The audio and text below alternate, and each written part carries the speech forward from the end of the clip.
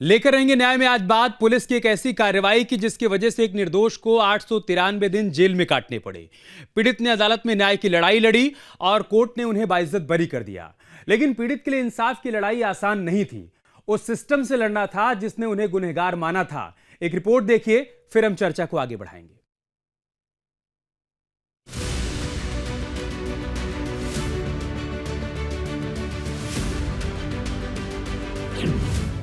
न्याय के लिए 31 साल का इंतजार, बिना अपराध भुगती जेल की सजा, सलाखों के पीछे बीते 893 दिन। पीड़ित ने अदालत में लड़ी लंबी लड़ाई।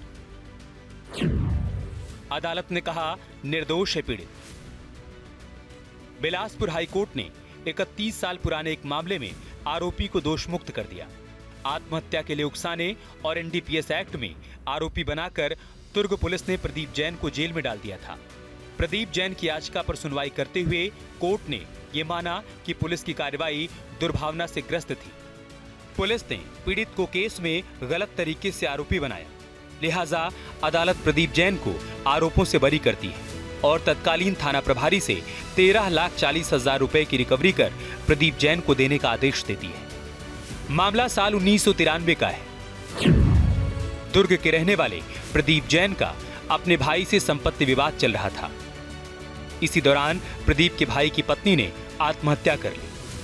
पुलिस ने मामले में प्रदीप को आत्महत्या का आरोपी बनाते हुए केस दर्ज किया। इसके अलावा पुलिस ने प्रदीप जैन पर अफीम बेचने का आरोप लगाते हुए एनडीपीएस एक्ट में भी केस दर्ज किया। प्रदीप जैन का कहना है कि वो स्वतंत्र पत्रकार थे और पुलिस की लापरवाहियों पर अखबार में खबर लिखा करते थे। इसी चिढ़ से पुलिस ने उन पर ये मुकदमे दर्ज किए और उन्हें 893 दिन जेल में काटने पड़े। प्रदीप जैन का कहना है कि उनके पिता की साइकिल की दुकान थी।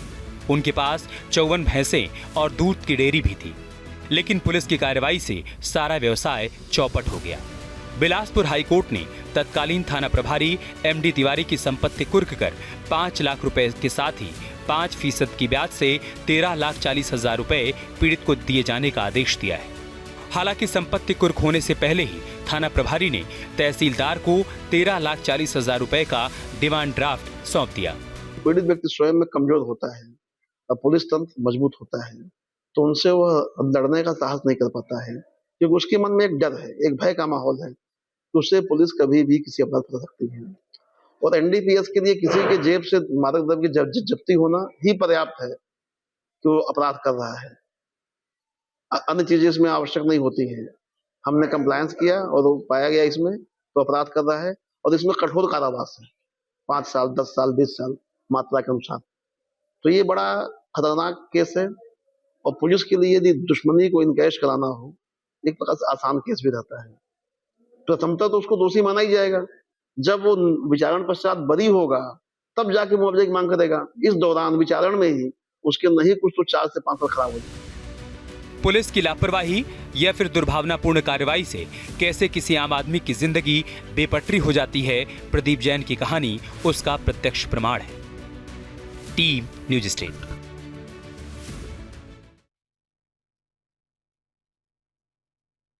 और बातचीत करने के लिए हमारे साथ खास मेहमान जुड़ चुके हैं। डॉक्टर एपी सिंह, सीनियर वकील, सुप्रीम कोर्ट हमारे साथ जुड़ चुके हैं। सर, बहुत स्वागत है आपका। एडवोकेट शायुनकर हमारे साथ जुड़ चुके हैं। आप सीनियर वकील हैं छत्तीसगढ़ हाई कोर्ट में। आपका भी बहुत बहुत स्वागत है सर। एपी सिंह सर, मैं शुरुआत आपसे कर रहा हूं। इस पूरे मामले को आपने रिपोर्ट के जरिए देखा और समझा। प्रदीप जैन का कहना है कि वो स्वतंत्र पत्रकार थे, पुलिस के खिलाफ अखबार में खबर लिखा करते थे। इस वजह से पुलिस ने उनको एक नहीं बल्कि 2 मामलों में फंसाया और 893 दिनों तक उनको सलाखों के पीछे रहना पड़ा। नहीं, देखिए, सबसे पहले तो मैं धन्यवाद करता हूं आपके चैनल को और आपको, आपकी टीम को, कि एक ऐसा कार्यक्रम जिसका नाम ही लेकर रहेंगे न्याय, इस देश के लोगों की आवश्यकता है।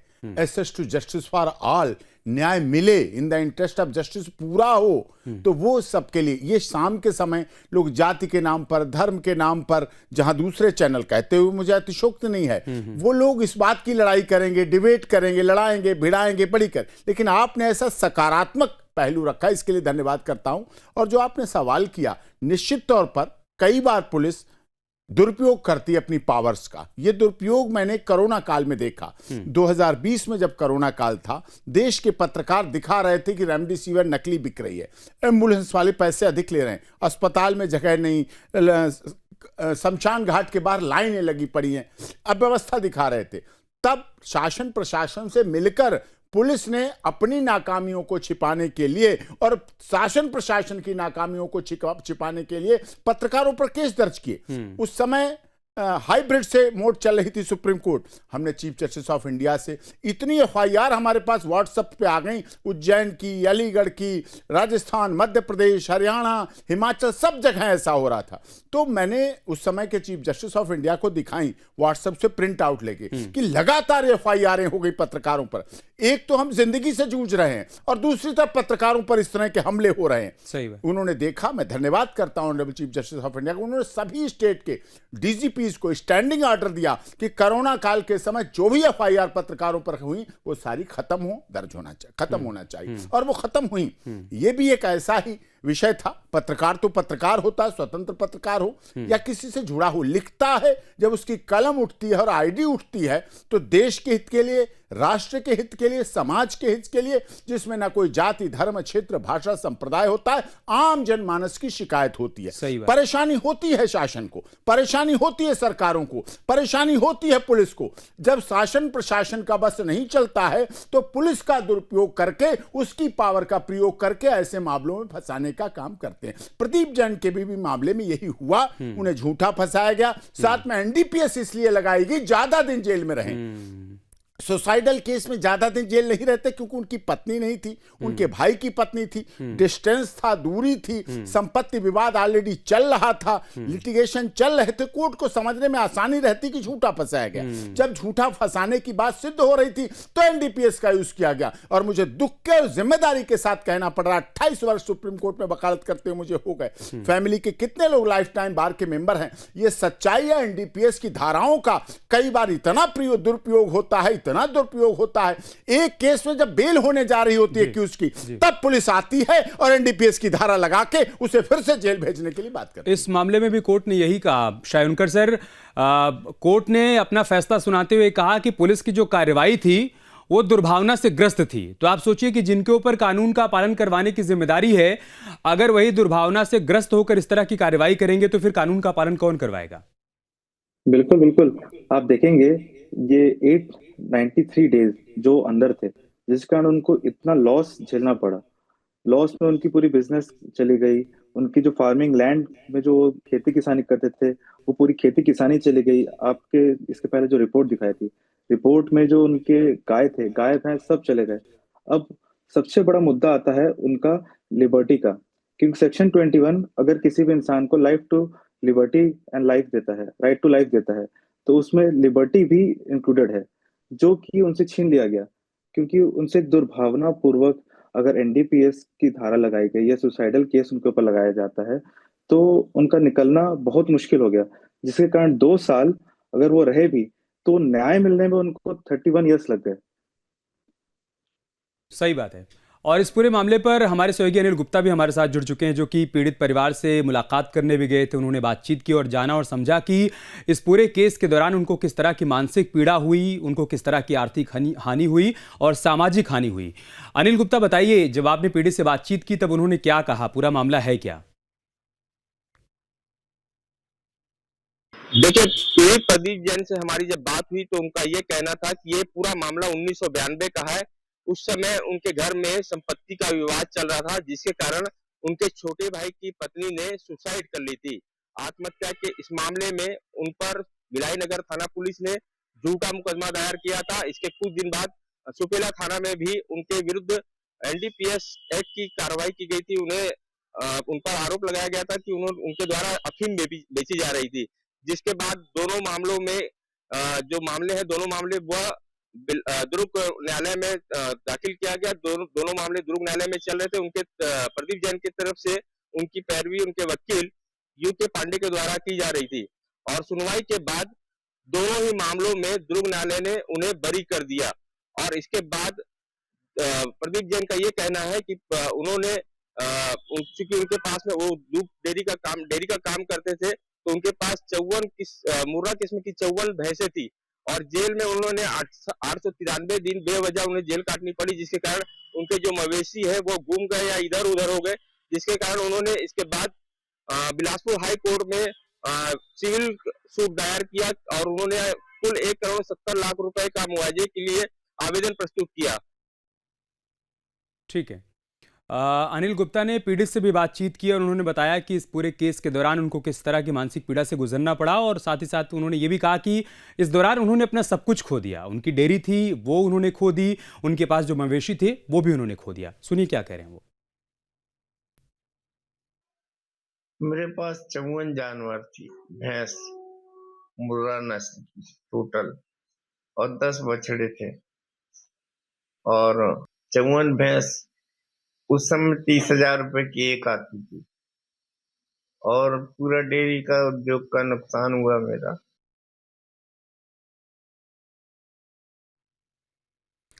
एपी सिंह सर, आपने सुना प्रदीप जैन को, उनका कहना है कि उनके पास 54 भैंसें थी और हमारे सहयोगी ने बातचीत के दौरान बताया था कि पुलिस ने जब उनको गिरफ्तार किया उसके बाद उनकी भैंसों को खोलकर छोड़ दिया, मतलब उन मवेशियों को जाने दिया। इस तरीके से उनका नुकसान हुआ। डेयरी थी वो पूरी तरीके से चौपट हो गई और आज आप उनकी स्थिति देख रहे हैं कि न्याय की लड़ाई लड़ने के बाद 1993 का एक केस और आज वो बिस्तर पर पड़े हुए। नहीं, बिल्कुल सच्चाई है। उन्हें 54 भैंसें, जो उस समय 30,000 की प्रत्येक भैंस थी, बछड़े कटड़े थे, वो भी भैंस और भैंसा बनते। चलता फिरता दूध का उद्योग, कितने परिवार उससे जुड़े हुए थे, कितने लेबर मजदूर जुड़े हुए थे, कितने लोगों को शुद्ध दूध मिल रहा था। ये सब पुलिस ने जानबूझकर एक व्यक्ति को बर्बाद किया, आर्थिक रूप से, सामाजिक रूप से।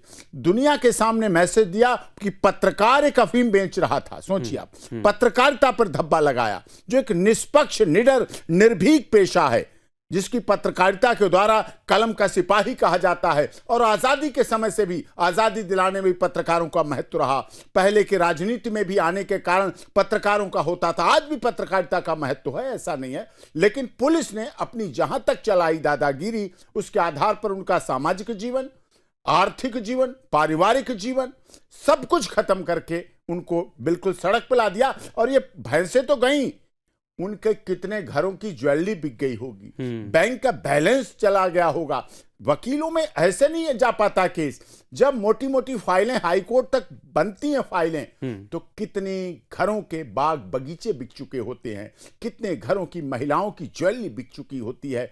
कितनी महिलाएं केवल इसलिए फटी साड़ी पहनती हैं कि उनके परिवार का मुकदमा चल रहा है, हाई कोर्ट चल रहा है, ट्रायल कोर्ट में चल रहा है, वहां उन्हें जाना पड़ता है। तारीख पर तारीख, तारीख पर तारीख, तारीख पर तारीख देश की इसलिए जरूरत बनी कि इसलिए लोगों ने उसे सराहा क्योंकि वो सबका दर्द था, सबकी वेदना थी, सबकी प्रेरणा थी। और इसी तरह आपका ये प्रोग्राम भी इस देश के लोगों की वेदना, दर्द को सुनने की एक प्रेरणा है। लेकर रहेंगे न्याय, ये भावना है। और ये भी बहुत महत्वपूर्ण कार्य आप कर रहे हैं, जिसके द्वारा व्यक्ति वहां तक पहुंचा, बेड पे पड़े हैं, जिस तरह से उनके क्या हालात हो रहे हैं, शरीर से टूट गए, मन से टूट गए। जो एक लिखने का काम करता था, जो अलार्मिंग काम करता था, जो अपने छत्तीसगढ़, दुर्ग, भिलाई और उन जिलों को आगे जगाने का काम करता था, पीड़ितों की आवाज बनता था, दुखियारों की आवाज बनता था, उसके साथ की आवाज गुम हो गई, खत्म हो गई। मैं माफी के साथ आपको रोक रहा हूं सर। प्रदीप जैन इस वक्त हमारे साथ फोन लाइन पर जुड़ चुके हैं।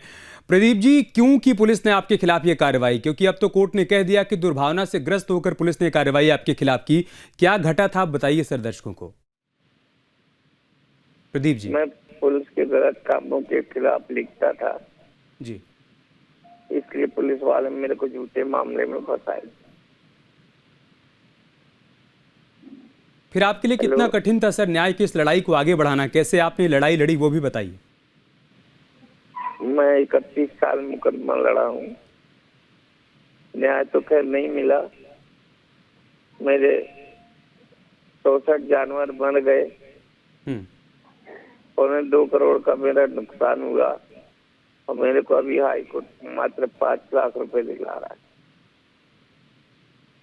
आप ये कह रहे हैं कि जो हर्जाना देने की बात कही गई है, कोर्ट ने जो आदेश दिया है वो पर्याप्त नहीं है, उससे भरपाई नहीं होगी? नहीं, भरपाई नहीं होती है। 1994 में 2.25 करोड़ का नुकसान हुआ है और अभी 2025 में 5 लाख रुपए दिला रहा है। 31 साल लड़ने के बाद। तो न्याय अधूरा है, आप ये कह रहे हैं प्रदीप जी?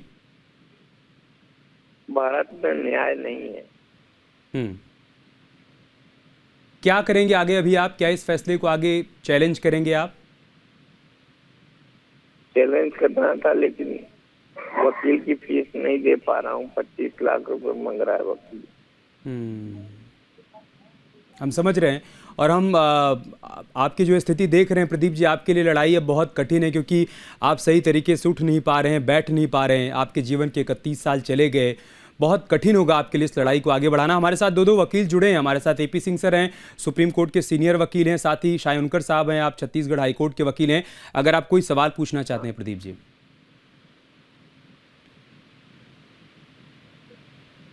भारत में न्याय नहीं है और न्याय नहीं मिलता है, और कानून अमीरों के लिए अलग है, गरीबों के लिए अलग है। हेलो, ठीक है प्रदीप जी, आप बने रहिए हमारे साथ। मैं AP सिंह सर से इस पर रिएक्शन ले लेता हूँ। AP सिंह जी, उनका ये कहना है कि जो न्याय मिला है वो अधूरा है, वो पूरा न्याय नहीं है। 1993 में मेरा जितना नुकसान हुआ उसके मुकाबले जो हर्जाना अभी देने का आदेश दिया गया है वो कुछ भी नहीं है, वो ऊंट के मुंह में जीरे के समान है। नहीं, ये सत्य उनका है, दर्द है, जो शारीरिक मानसिक पीड़ा झेली है उन्होंने। आर्थिक तो उस समय 2.25 करोड़ हो गया था, उस समय के बाद अब ये तो ऊंट के मुंह में जीरा भी नहीं है। ये तो आप कह रहे हैं, सही बात, अच्छी बात है, सिर माथे करता हूं, लेकिन ये सच्चाई ये है, उन्होंने अपना शरीर सब कुछ खो दिया और उसके बाद ये भरपाई नहीं है, ये मुआवजा नहीं है। ये तो उतनी, तो अगर मैं कहूं अतिशयोक्ति नहीं होगी, इतना तो इनका किराया भाड़ा लग गया होगा। वकील की फीस छोड़िए, कोर्ट की फाइल की बात छोड़िए, आने जाने की बात करिए, तो किराया इतने इससे ज्यादा खर्च हो गया होगा। इतने वर्षों में जो ये लड़ाई लड़ी है, इन्हें और बढ़ना चाहिए, इन्हांस करना चाहिए था मुआवजा।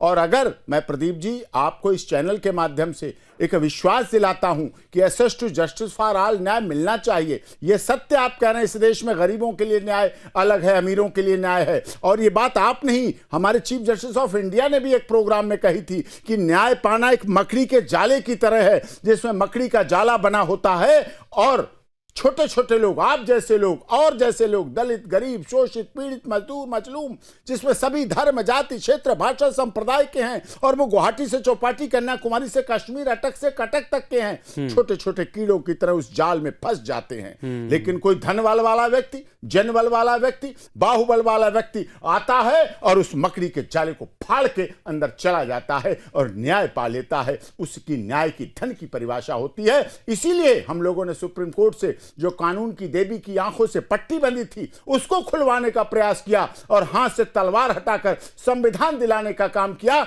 जिससे लोगों को पता चले, जज साहब को पता चले, न्यायाधीशों को पता चले, हमारी जुडिशरी को पता चले, आंखें खुली हैं, दिख सके ये धनबल वाला व्यक्ति है, ये जनबल वाला व्यक्ति है, ये बाहुबल वाला व्यक्ति है, इसका साधन अलग है, तो ये न्याय हो सके। न्याय के दरबार में कोई अमीर और गरीब नहीं होना चाहिए, क्योंकि वो वेदना उनके शब्दों में दिखाई पड़ रही है कि अमीरों के लिए अलग न्याय है। ये भी विश्वास दिलाता हूं, अगर ये सुप्रीम कोर्ट आना चाहें तो कोई ऐसी बात नहीं है, पैसा बहुत कुछ है, सब कुछ नहीं है, आना चाहे तो हम इनके लिए अप्रोच करेंगे। उनके वकील हमारे साथ जुड़ चुके हैं, सुधीर पांडे जी, जिन्होंने न्याय की लड़ाई में प्रदीप जी का साथ दिया।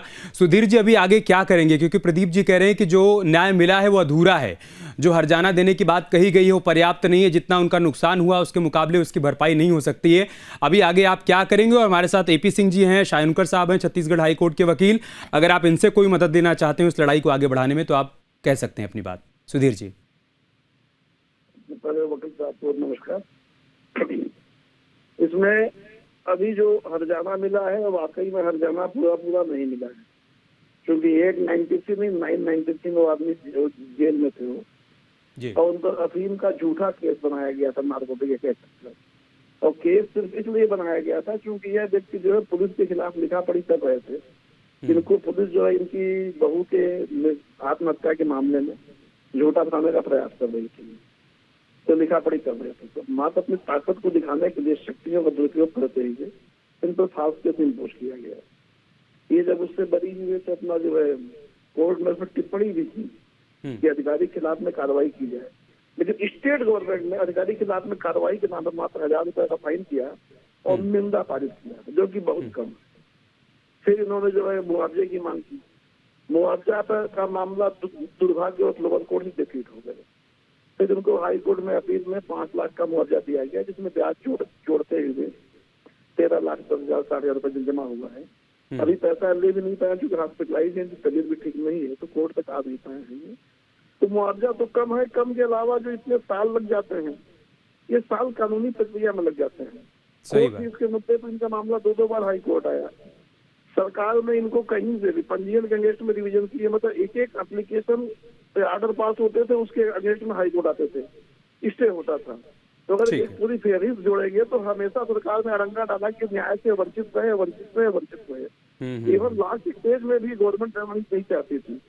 जब कलेक्टर महोदय के लिए कुर्की वारंट का आदेश हुआ, तब कलेक्टर महोदय ने तत्कालीन टीआई, उस समय के टीआई एमडी तिवारी की संपत्ति कुर्क किया, और संपत्ति कुर्क होने के पश्चात फिर जो वसूली हो पाई वहां पर।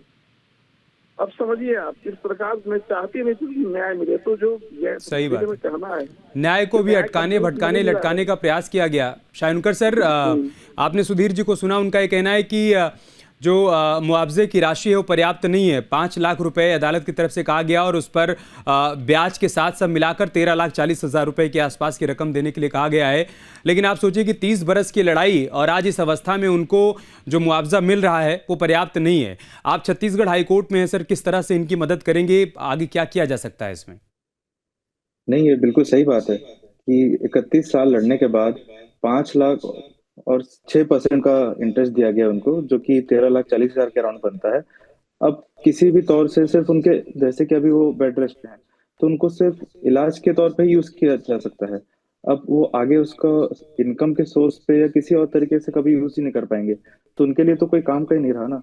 जितना उनका लीगल फीस था, जितना हमारे सुधीर सर या और भी बाकी अधिवक्ता गणों ने उनसे लिया होगा, वो कभी ये कवर नहीं कर पाएगा इनसे, कभी इनसे वो चीज बयां नहीं होगी वो चीज।